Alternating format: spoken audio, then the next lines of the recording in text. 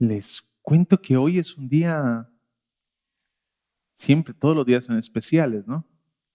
Y son especiales porque el Señor los ha creado para que los vivamos y los vivamos intensamente, intensamente los vivamos. Pero hoy tiene un valor especial este domingo. Y el valor especial que tiene este domingo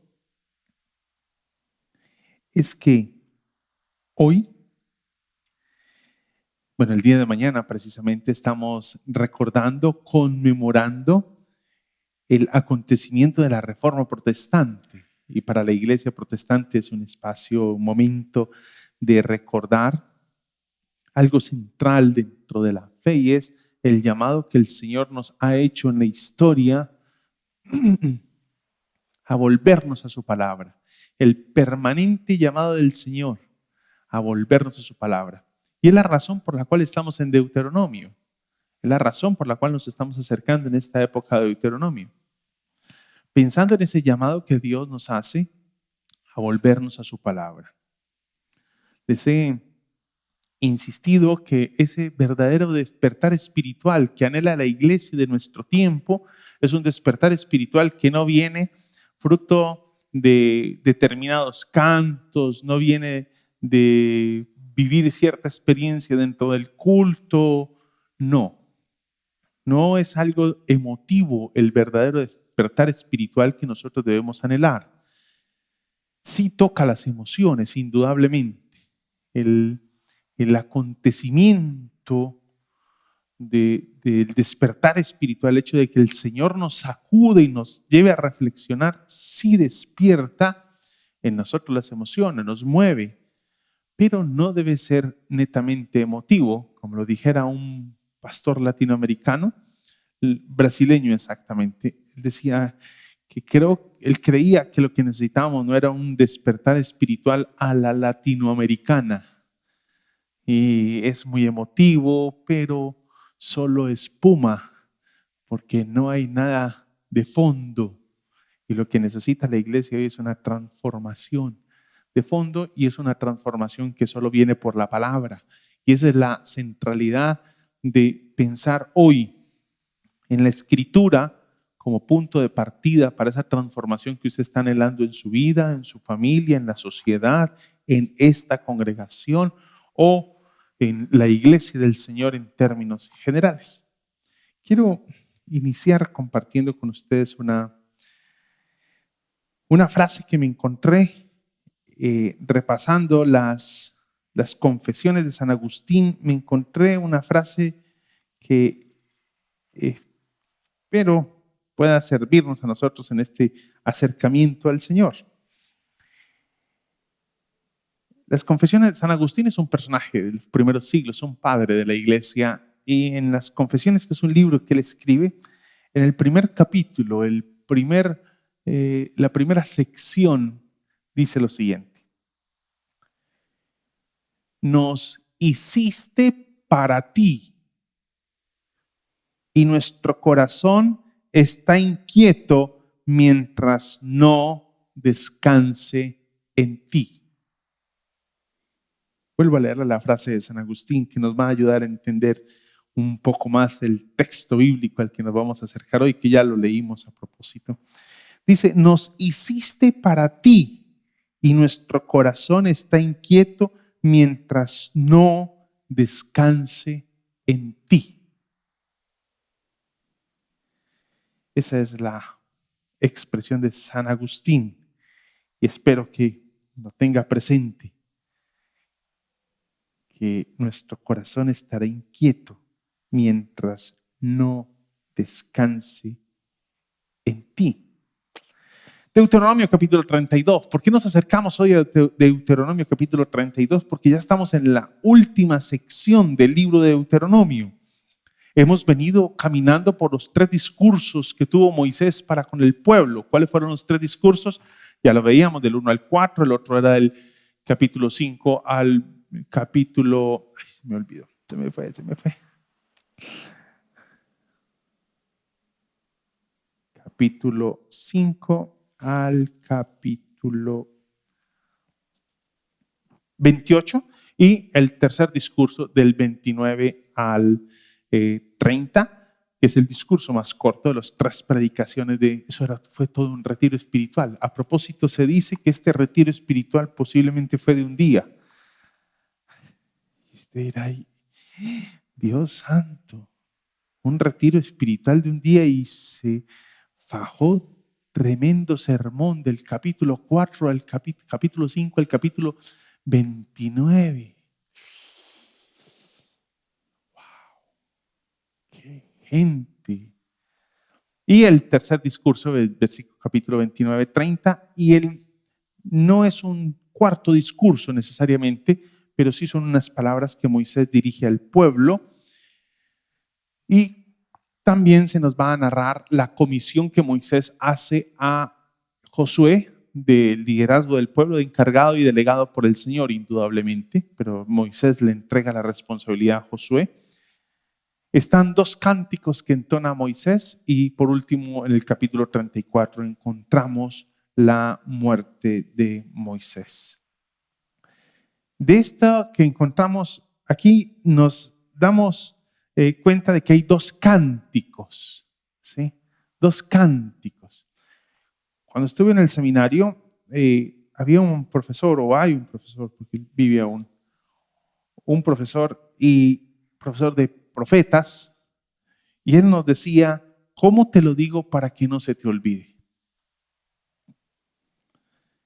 Y él siempre nos estaba preguntando, usted debe, o inquietando más bien, el profesor nos inquietaba a nosotros los alumnos, y nos decía: usted siempre que se para a predicar debe pensar, ¿cómo te lo digo para que no se te olvide?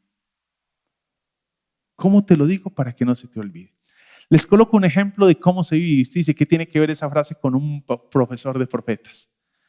Porque él nos decía lo siguiente: es posible que no recordemos toda la predicación de Oseas, pero ¿qué sí recuerda usted de Oseas? ¿Cómo? Era un profeta. ¿Qué más recuerda usted de Oseas? Puede ser que no recuerde la predicación. ¿Cómo? Se casó con una prostituta. ¡Qué tremendo cuadro! Imagínate. ¡Wow! ¿Cómo te lo digo? Para que no se te olvide. Nunca se nos olvida el cuadro. Nos parece una cosa sorprendente. ¿Cómo es que Dios manda al profeta a casarse con una prostituta? Claro, él tenía claro el principio de cómo te lo digo para que no se te olvide, y eso marcó la mente de todo el pueblo de Israel y hasta la nuestra. Lo que puede ser que no tengamos la noción de qué dice Oseas, pero sí tenemos claro que se casó con una prostituta y estamos diciendo: wow. Y ahí mismo viene a nuestra mente la pregunta: ¿y por qué se casó con una prostituta? Para colocar un paralelismo entre la relación del pueblo con Dios y la relación del profeta con la prostituta. ¿Cómo te lo digo? Para que no se te olvide. Adivine quién era la prostituta. No es muy difícil. El pueblo que andaba prostituyéndose debajo de todo árbol frondoso, siéndole infiel a Dios. ¿Cómo te lo digo? Para que no se te olvide. Cuando pensamos en ese principio de cómo te lo digo para que no se te olvide, nos acercamos a los cánticos de Moisés, y efectivamente los cánticos se convierten como en una forma de cómo te lo digo para que no se te olvide.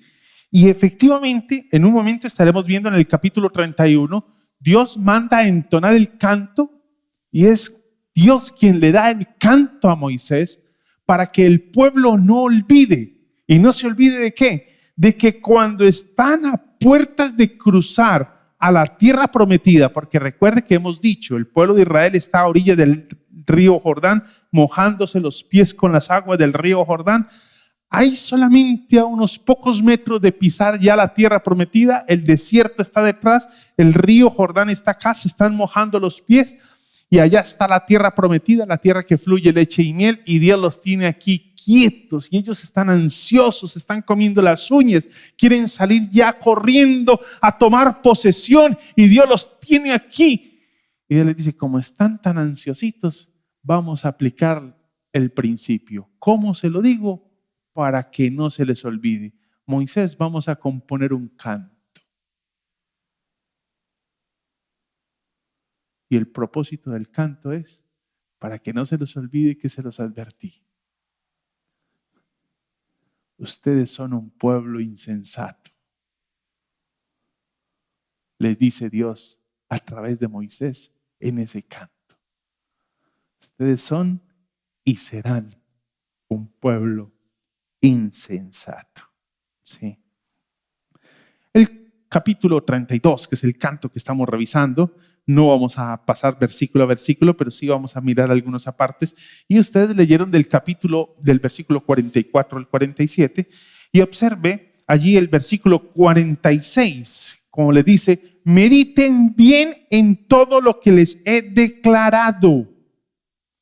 Mediten bien en todo lo que les he declarado.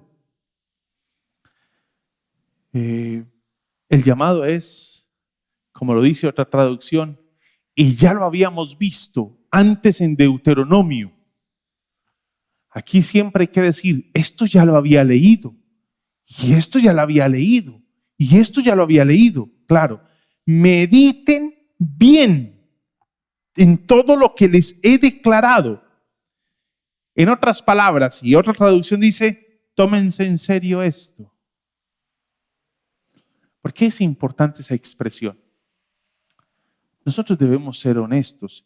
Si algo es tomado de manera liviana en nuestro tiempo es la palabra de Dios. Si algo es tomado de manera liviana. Usted dirá, no, claro, hasta la iglesia toma de manera liviana la palabra. Hasta la iglesia. Puede ser que usted me diga, nunca. Listo, vamos a hacer la prueba. ¿Cuál es el concepto de infierno que tiene la iglesia?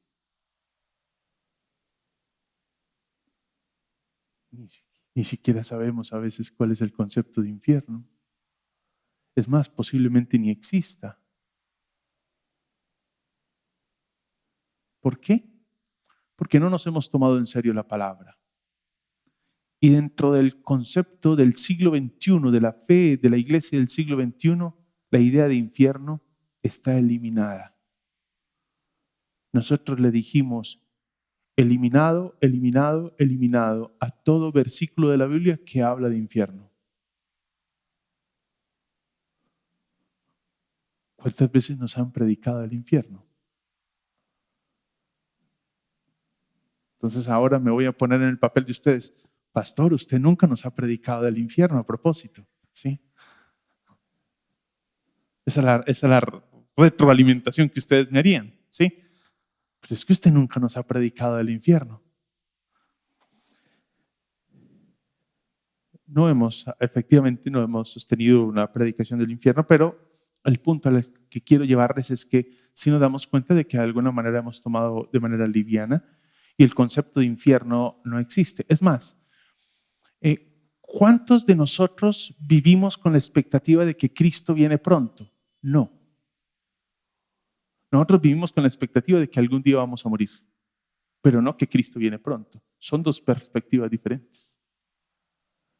¿Usted puede creer que Pablo vivió pensando que Cristo iba a venir?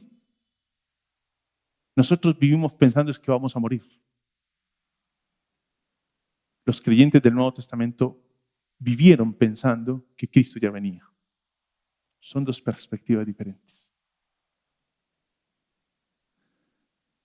¿Nos tomamos en serio o no la palabra? Cuando miramos las maldiciones de Deuteronomio, ayer alguien en una conversación me dijo, no, hablamos mucho de las bendiciones y no hablamos de las maldiciones. Yo pensé, a propósito, sí, no hablamos nada de las maldiciones. Sí. ¿Qué es lo que más nos llama de la Escritura la atención? Las bendiciones. ¿Usted se detuvo a pensar en las maldiciones? Ay, no, pase la página rápido. Eso es del diablo. Eso es puro diablo. Paz eso, paz eso, paz eso. Eso es puro diablo. Paz eso, paz eso. Cállate esa boca, eso ni se dice. No llames al demonio. Debo corregir algo. Uno, es la palabra de Dios. Dos, esas maldiciones son pronunciadas por Dios. ¡Ay! Sí.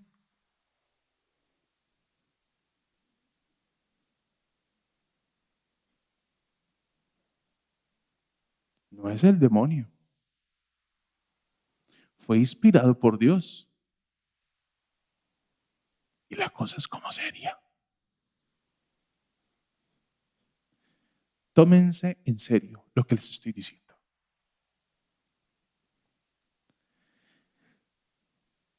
Hay una palabra, una traducción de la Biblia que me llamó la atención y voy a, pues, por la palabra y me invitó a revisar la palabra.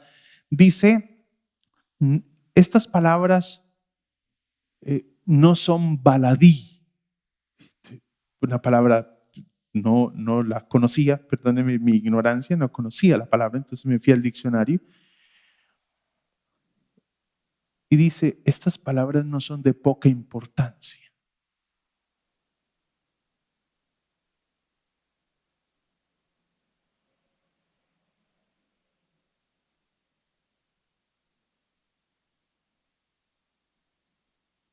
Es de mucha importancia. Si se quiere colocar como urgente, le digo que no cabe ni la palabra urgente. Esto es muy urgente para su vida, para su familia y para la sociedad, para el futuro de la iglesia. Porque recuerda lo que venimos pensando, la iglesia representará esperanza para nuestra nación, sí y solo sí permanece en los caminos del Señor.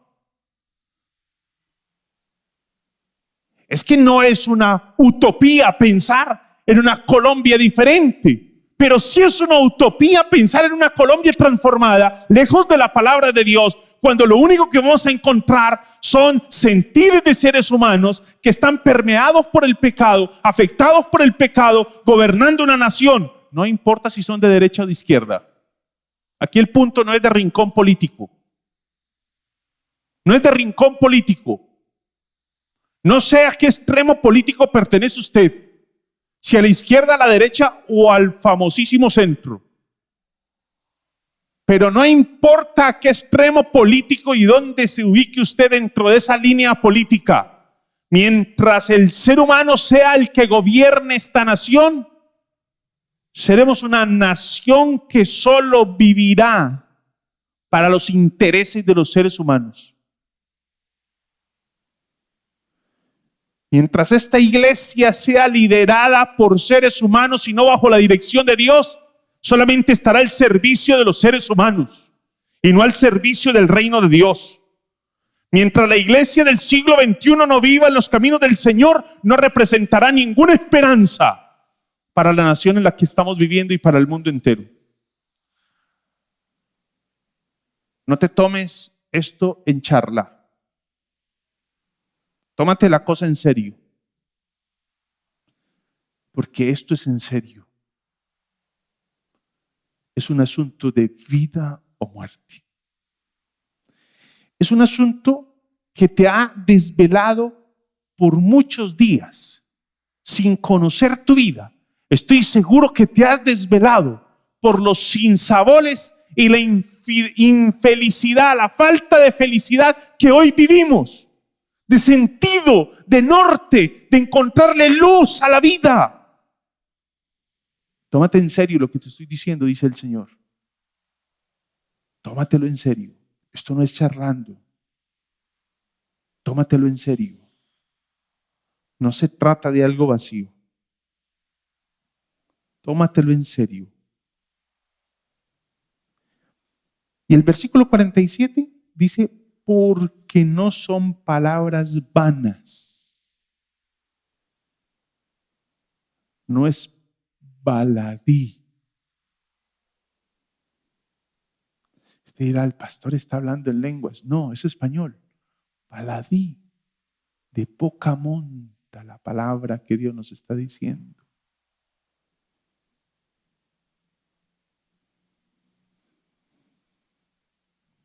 ¿Cómo estamos valorando la Biblia hoy? La iglesia del Señor tiene por dogma que la Biblia es la palabra de Dios. Es más, el dogma se acuña un poco más. Y es más, dentro de nuestra confesión de fe como presbiterianos Cumberland hay un rengloncito, 2 rengloncitos que dice allí. Es la única autoridad en asuntos de fe y conducta. Es decir, la Biblia es la que determina lo que la iglesia debe creer y hacer en términos de la dirección de la vida, todos los aspectos de la vida, todo está involucrado allí.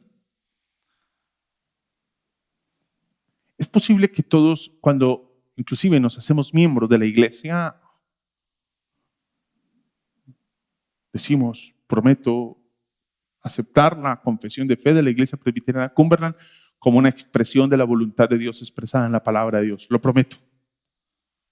Cuando nos hacemos miembros de la iglesia, prometemos eso.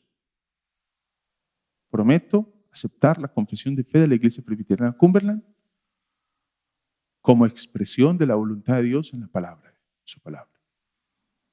Porque la autoridad última no es la confesión de fe de la iglesia presbiteriana Cumberland, es la palabra. En tanto la confesión de fe refleje lo que dice la palabra, nos sometemos a la confesión de fe. De otra manera la rechazamos. Pero entendemos que la expresa.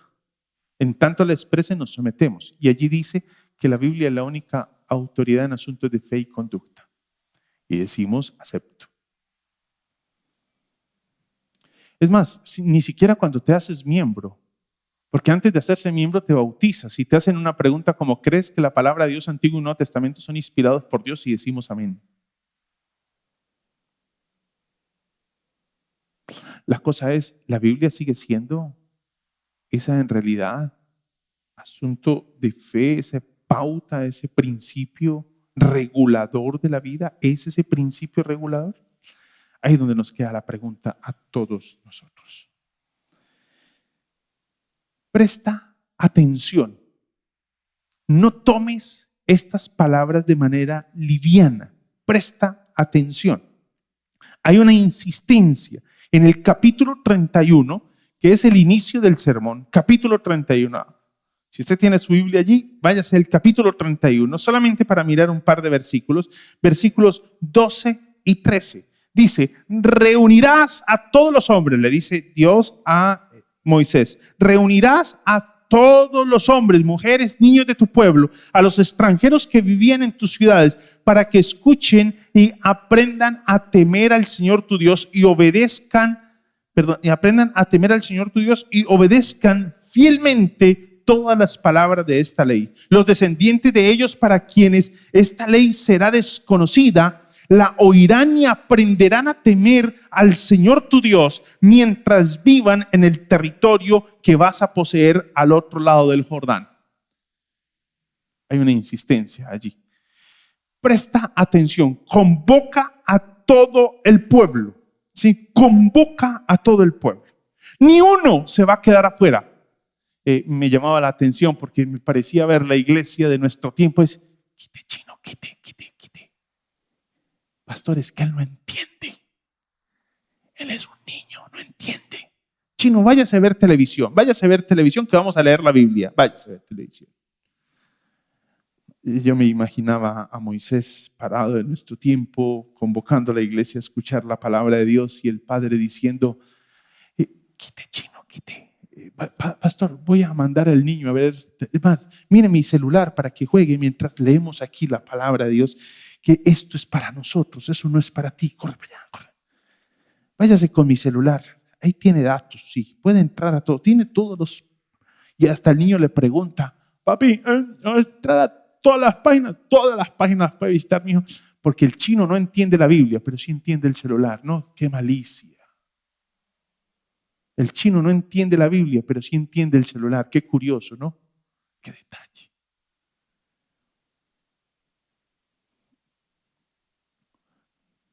Me decía, perdón Adriana, no es una infidencia, pero estos días que hablábamos del negocio, ustedes venden celulares y me decían que a veces padres iban a comprarle a niños de 1 año el celular.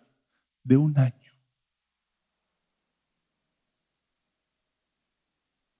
Pero cuando se va a leer la Biblia, quite, chino, quite. Mire el celular para que chatee con los amigos. Y el niño de 1 año se va feliz a jugar carritos. ¿Sí? Sabe dónde están las aplicaciones. Entienden lo que dicen. Sabe todo lo que se mueve allí. Pero cuando se trata de la Biblia es mejor, quite para allá, chino. Yo pensaba, ¿qué tal que Moisés fuera pastor de nuestra iglesia? ¿Qué nos diría? ¿Qué nos diría cuando el padre de familia le entrega su celular al niño y lo manda a la habitación de enseguida porque es que vamos a leer la Biblia acá y esto no es para ti, pero el celular sí fue para ti? ¿Qué diría? Creo que eso da cuenta de la poca importancia que tiene la palabra para nosotros y el impacto que puede tener sobre la vida de ese niño.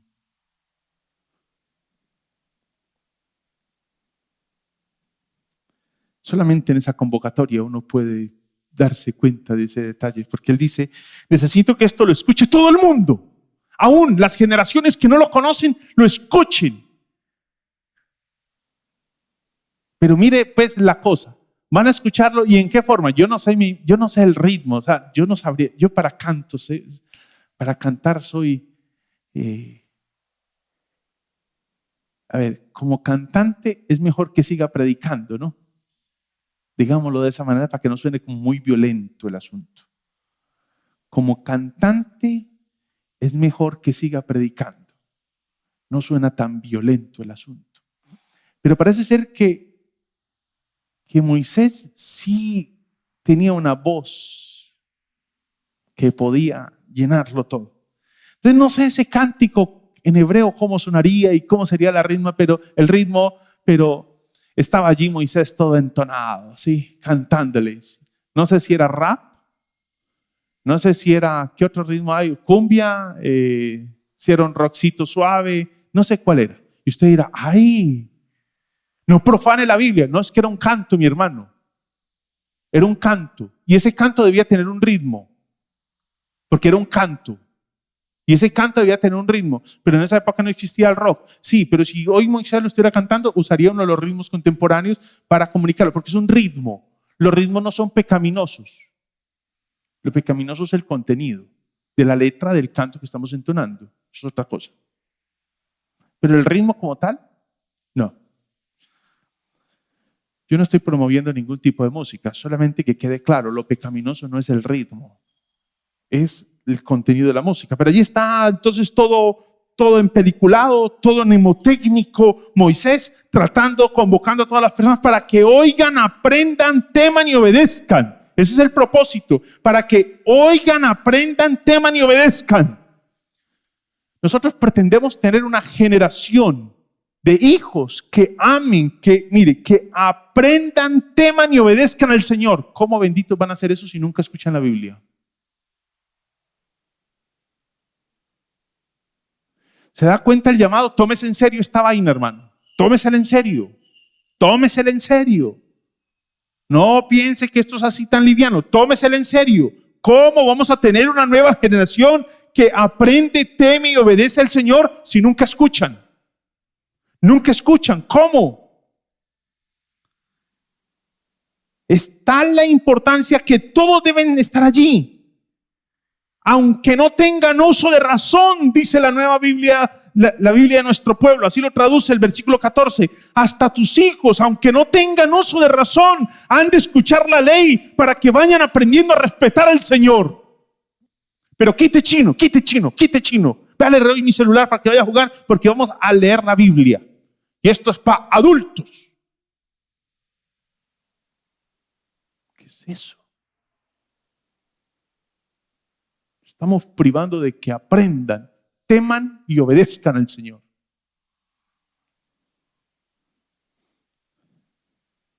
Y dirá, pastor, ¿pero cómo? ¿Cómo? Pues le va a tocar volverse un mago como Moisés. ¿Y cómo así que puede volverse todo un artista? Yo no sé si usted va a tener que llegar así como todo empeliculado allí a cantarle la Biblia, porque Moisés lo que hizo fue cantarle la Biblia a los niños, a los jóvenes, a los adultos, a los ancianos. Les cantó la Biblia. Es un cántico. Les cantó la Biblia. Y vamos al cántico, porque el cántico es bien llamativo. Y mire, y le invito para que haga algo. Usted se ha dado cuenta que les he dicho que la repetición tiene un valor importante cuando se trata de un escrito como una carta de Pablo. La repetición tiene una relevancia. Y también les he dicho que cuando la repetición se da en un poema o en los salmos, por ejemplo, la repetición no tiene el mismo valor. En este caso, en este cántico sí tiene el mismo valor porque no forma parte de la forma o de la métrica del canto, sino que forma parte del énfasis que tiene y quiere hacer el canto. La métrica usa la repetición como forma, no como énfasis. En este caso, la repetición de este canto no es de forma, es de énfasis. ¿Y por qué podemos concluir eso? Porque no es una seguidilla de repeticiones que busca simplemente cumplir con la forma.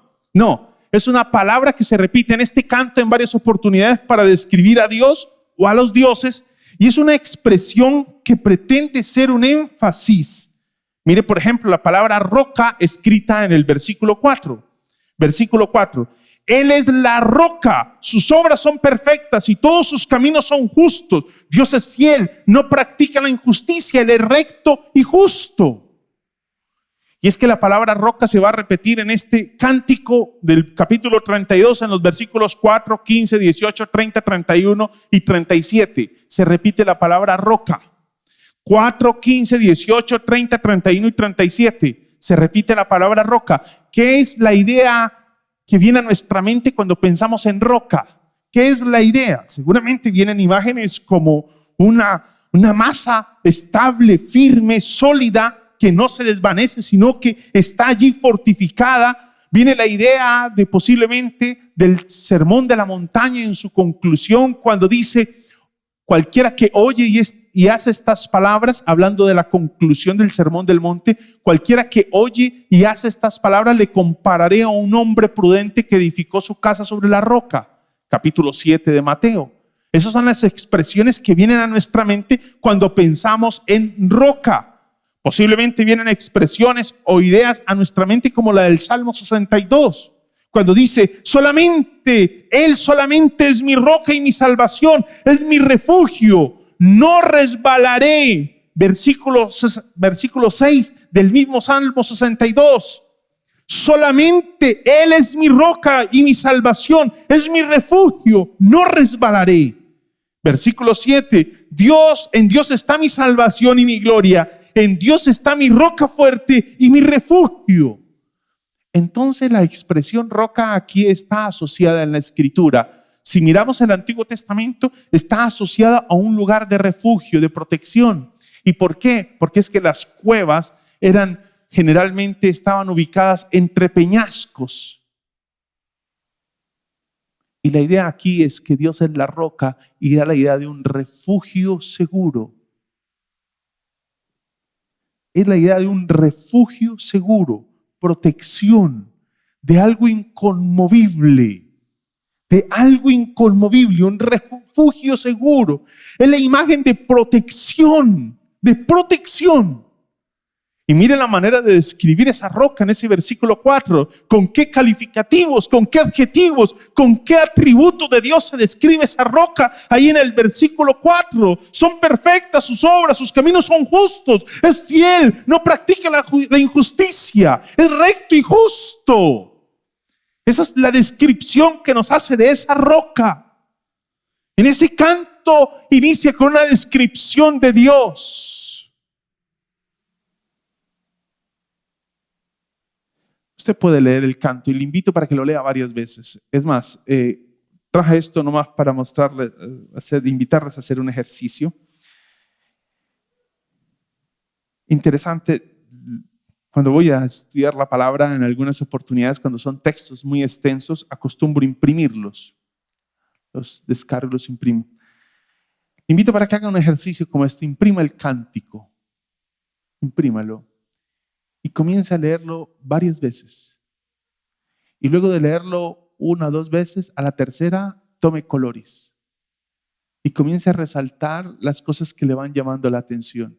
Cómo se describe Dios, cómo se nos muestra Dios acá. ¿Qué hace Dios? ¿Qué hace el pueblo? ¿Qué son las consecuencias? ¿Qué son las reacciones? ¿Qué son las respuestas? Imprímalo y comienza a hacer ese ejercicio, esa revisión. La revisión que haremos aquí o estamos haciendo seguramente se quedará corta ante la majestad de este canto, porque es un precioso canto el que tenemos allí plasmado. Le invito para que lo haga de esa forma y pueda revisar y valorar un poco más el canto. Nosotros estaremos salteando de roca en roca. ¿Por qué de roca en roca? Porque nos vamos a ir de piedra en piedra, de versículo en versículo donde dice roca. El versículo 4 entonces nos dice de que Él es la roca y nos describe quién y cómo es esa roca. Para pasar al versículo 15, diciéndonos acerca del pueblo y de la roca, Jesurún engordó y pateó, se hartó de comida, se puso corpulento y rollizo.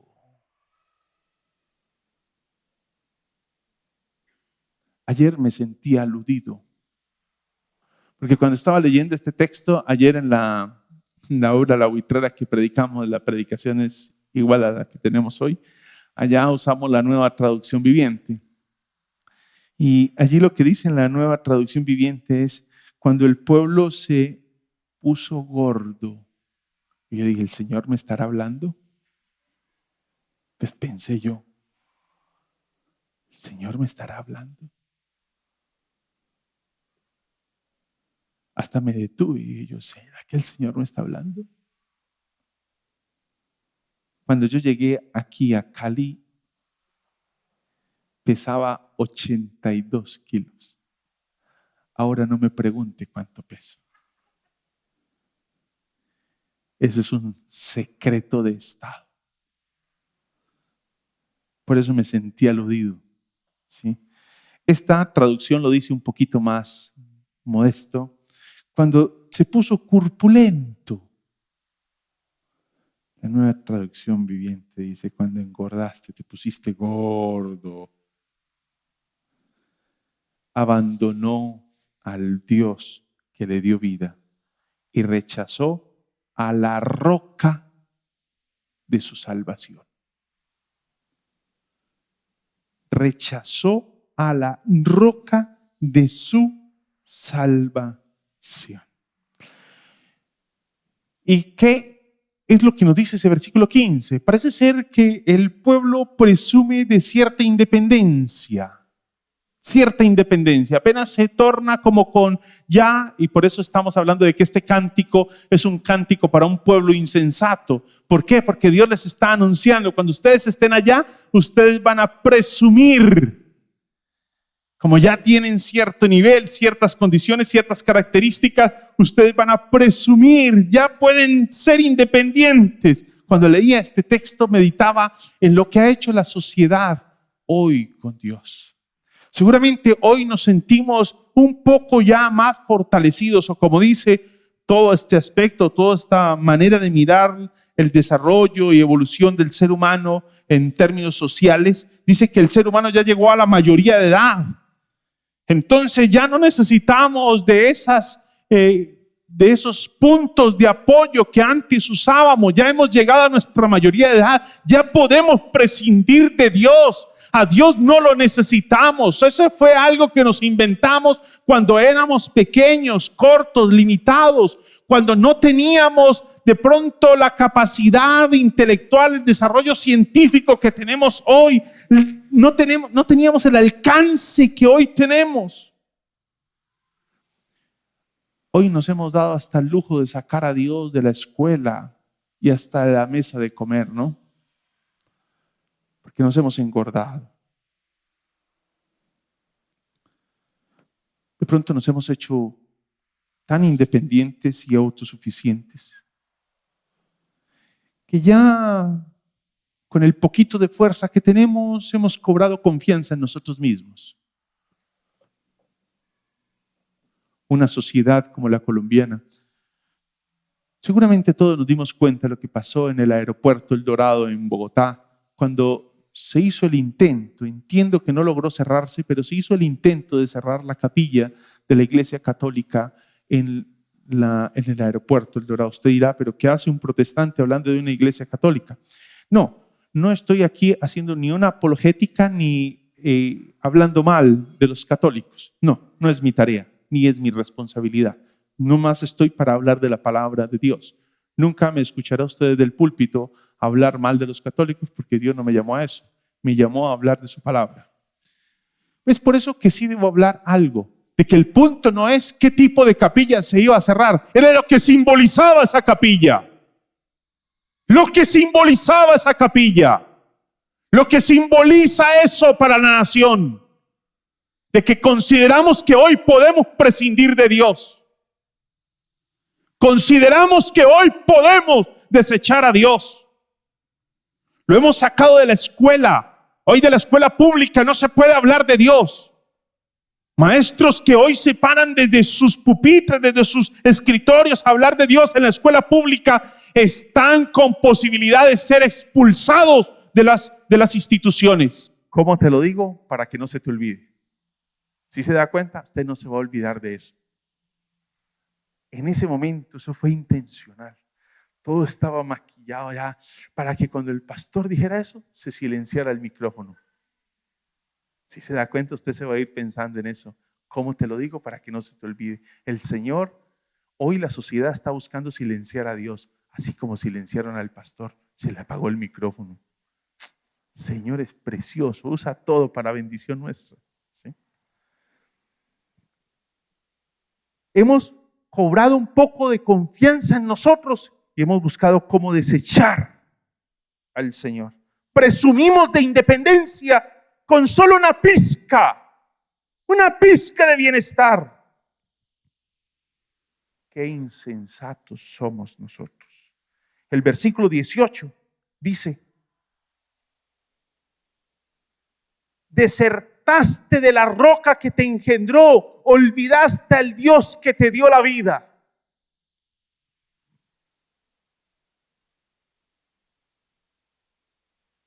Recuerda la frase de Agustín: nos hiciste para ti y nuestro corazón está inquieto mientras no descanse en ti.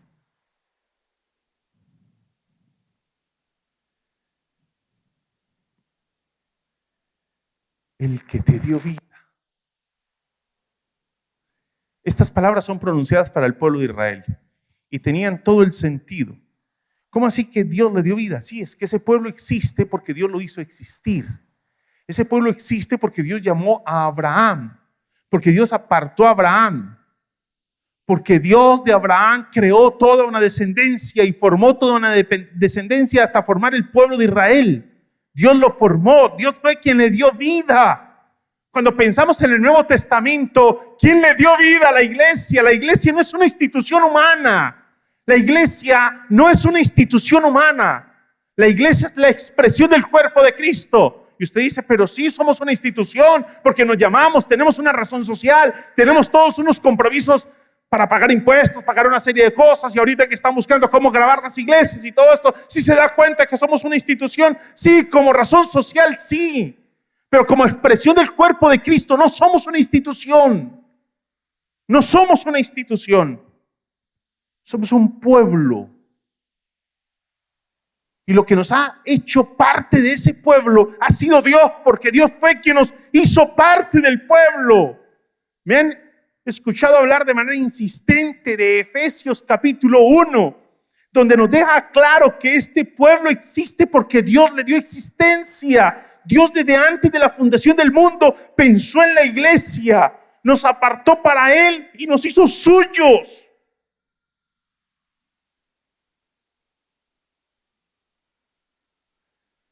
Solo que cobramos un poquito de confianza en nosotros mismos y consideramos que ya podemos desechar a Dios.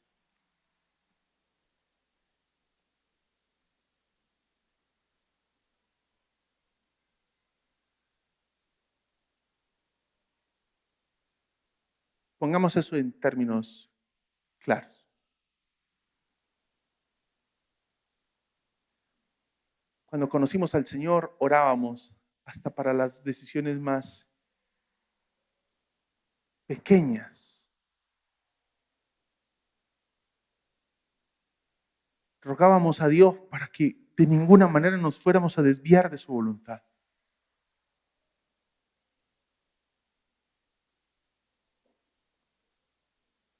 Cuando conocí al Señor con un grupo de amigos, y entre ese grupo de amigos estaba una joven con quien sosteníamos una relación de noviazgo, y recuerdo muy bien que mi insistencia era: Señor, ¿qué es tu voluntad con relación a esta relación? Yo lloraba pidiéndole al Señor que me dirigiera qué era la voluntad con relación a esa decisión.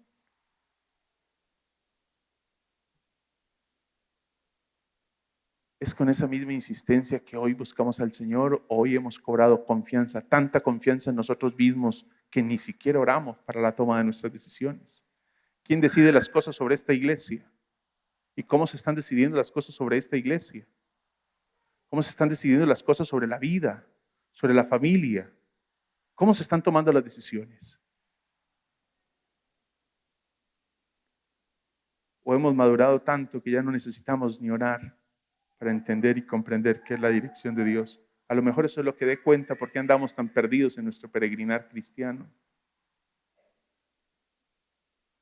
Porque hemos engordado. Estamos robustos.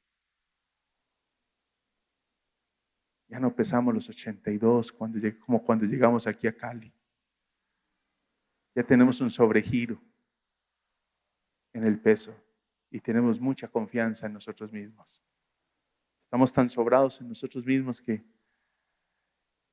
ya Dios, tú te puedes ocupar en otras cosas. Nosotros ya lo entendemos todo. Gracias. Gracias por estar acá, pero creo que otros te necesitan más que nosotros. La imagen de desertaste, descuidaste al que te engendró.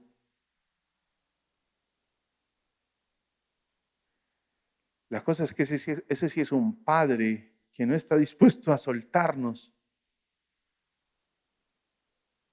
porque lo que nosotros en oportunidades llamamos madurez, para la Escritura no es más que pecado. Cuidado, iglesia. Lo que nosotros calificamos como madurez, para la Escritura no es más que pecado. El versículo 30.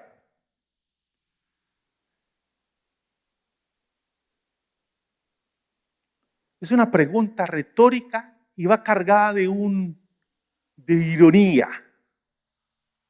Es una pregunta con una ironía especial y es una pregunta de Dios para el pueblo. Es una pregunta retórica, cargada de ironía.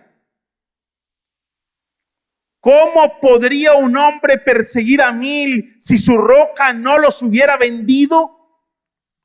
¿Cómo podrán 2 hacer huir a 10,000 si el Señor no los hubiera entregado? ¿Quiere que le ponga eso en términos del siglo XXI? ¿Usted cree que hubiera llegado hasta aquí si no hubiera sido por la mano del Señor que lo sustentó hasta el día de hoy?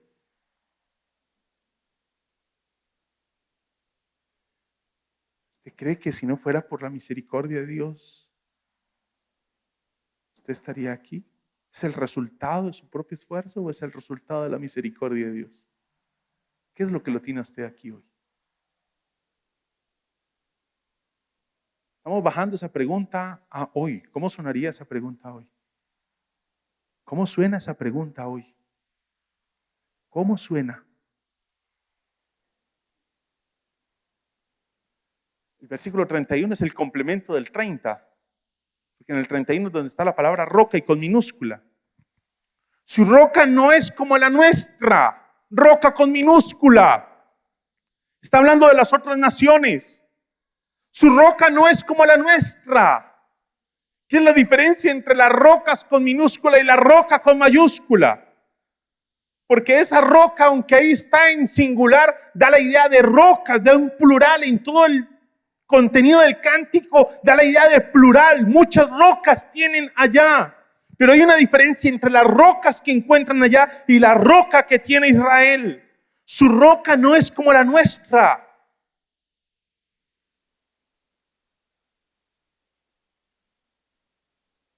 Y viene una frase que me parece que es, lo deja a uno sin argumentos, ¿no?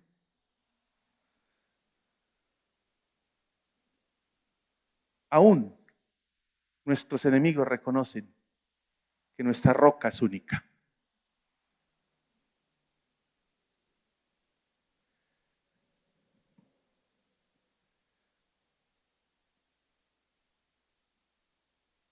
Básicamente lo que dice el texto es, son más cuerdos, porque hay un momento en el que Dios le dice al pueblo y le dice, ¡pueblo loco! Usted dice, ¿cómo que nos dice loco? Le hace todo el cántico. ¡Pueblo loco! ¡Pueblo loco! ¿Por qué? ¿Qué violencia? ¿A qué se debe? No me levante la voz, que yo no tengo cerrar los oídos. A ver, ¿qué quiere? Qué arrogancia la nuestra. Qué arrogancia. Qué arrogancia. Pueblo loco. ¿Por qué loco? Porque no es cuerdo. Sus decisiones son tontas. Son tontas las decisiones. Pretendiendo ya tener el control de la vida y sintiéndonos un poquito gordo, ya independiente, ya no te necesito tanto, ya soy capaz, yo ya puedo tener, ya tengo la capacidad, ya tengo la idoneidad, ya tengo toda mi formación para tomar mis propias decisiones, ya no te necesito más. Vengo a la iglesia solamente para calmar la conciencia y de pronto ya no sentirme mal durante la semana, pero ya no te necesito. Solamente eres un pasatiempo el día domingo y del día lunes a sábado es mi vida. El día domingo te pertenece a ti solamente mientras voy al culto. ¿Te parece bien? Ese es el negocio que tenemos con Dios. Dios le dice, pueblo loco, pueblo tonto. Son más cuerdos los demás que tú. ¿Y quiere una evidencia de ello en historia de Israel? ¿Cuál fue el primer pueblo que atacó Israel cuando entraron a la tierra prometida? ¿Cuál? El primer pueblo. Cuando entraron, ahí en Josué, ¿cuál fue el primer pueblo? Jericó. ¿Y qué hicieron los de Jericó cuando se dieron cuenta que venía el pueblo de Israel? ¿Cómo? Se murieron. Échele tranca, cierre, candados afuera, todos adentro, coloque el mueble, ahora mismo aldaba, candados, todos los que tengan a protegernos. ¿Y por qué tanta bulla? ¿Qué pasó? Viene el Dios de Israel. Viene el Dios, no viene el pueblo de Israel, viene el Dios de Israel. Si usted viera todo lo que hizo, lo que Dios le dice es, son más sensatos ellos que el pueblo que ha visto mi mano obrar. Ese pueblo estaba muerto de miedo. Israel fue insensato. Cuando se enteraron de que iba a llegar el pueblo de Israel, se murieron de pánico.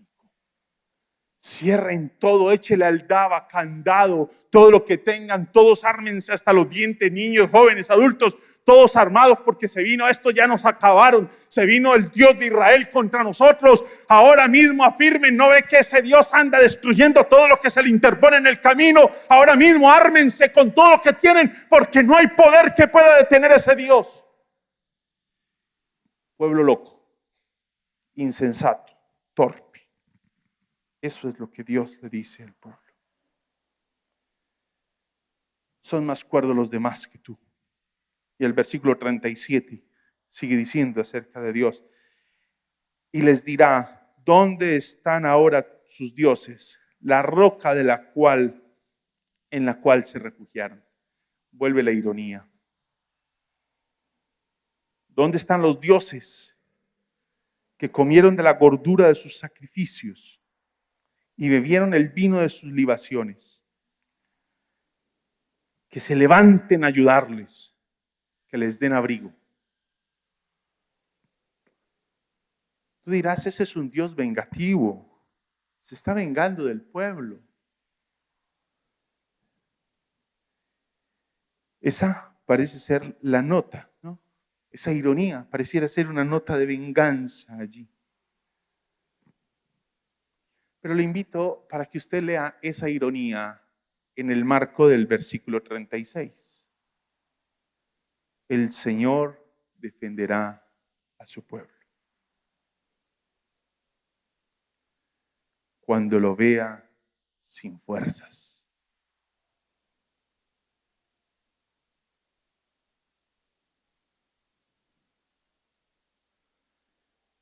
Esa ironía que parece estar cargada de un veneno de venganza está en el marco de una expresión de misericordia.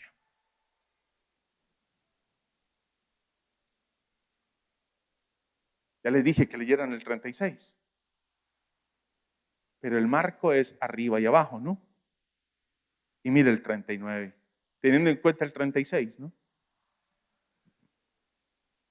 Vean ahora que yo soy único. No hay otro Dios fuera de mí. Yo doy muerte y devuelvo la vida. Causo heridas y doy sanidad. Nadie puede librarse de mi dolor.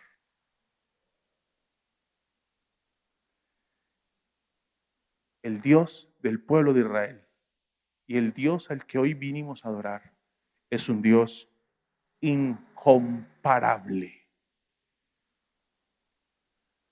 Pero no solo por su poder, sino por su misericordia. No solo por su poder, sino por su misericordia. El Antiguo y Nuevo Testamento hablan de una figura muy común para hablar de Cristo. Y hablan de Cristo como la piedra angular que fue desechada por los edificadores, pero ciertamente preciosa para Dios. Y la piedra angular en la construcción era esa piedra principal que marcaba la pauta para toda la construcción. La piedra angular es la piedra principal que le marca la pauta a toda la construcción. Y dice la Escritura que Cristo es la roca desechada, pero para Dios estimada y preciosa. Es la principal piedra.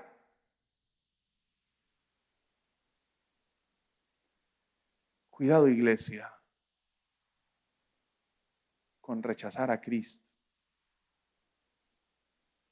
Es la piedra del ángulo, estimada y preciosa. Seguramente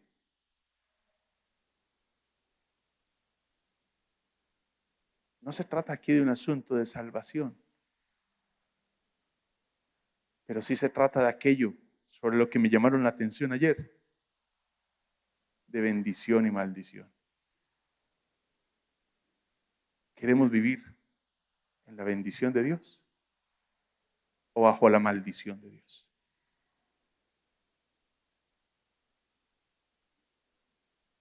Salmo 32. Mientras callé,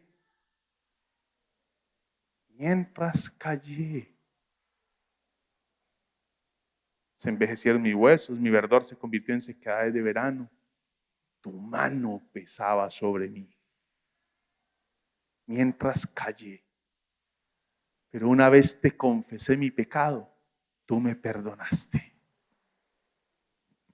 Dios es incomparable. No solo porque es el creador y sustentador del universo, sino porque Él nos ama profundamente. Y está dispuesto a perdonarnos hoy. ¿Tú quieres venir y disfrutar del perdón de Dios? Arrepintámonos de nuestros pecados y volvámonos al Señor de todo corazón.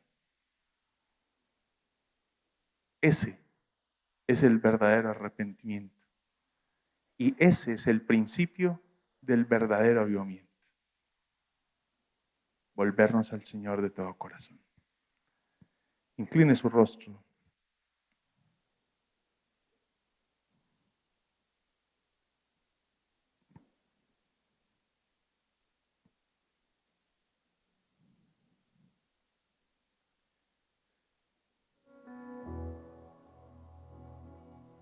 ¿Qué es el llamado del Señor para su vida hoy?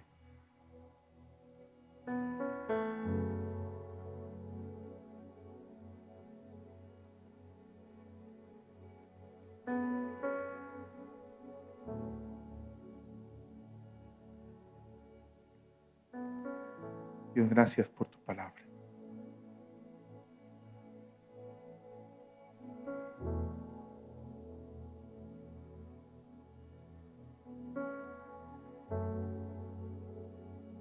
Nos hiciste para ti, Señor, y nuestro corazón está inquieto mientras no descanse en ti, Señor. Gracias, Dios, por tu palabra.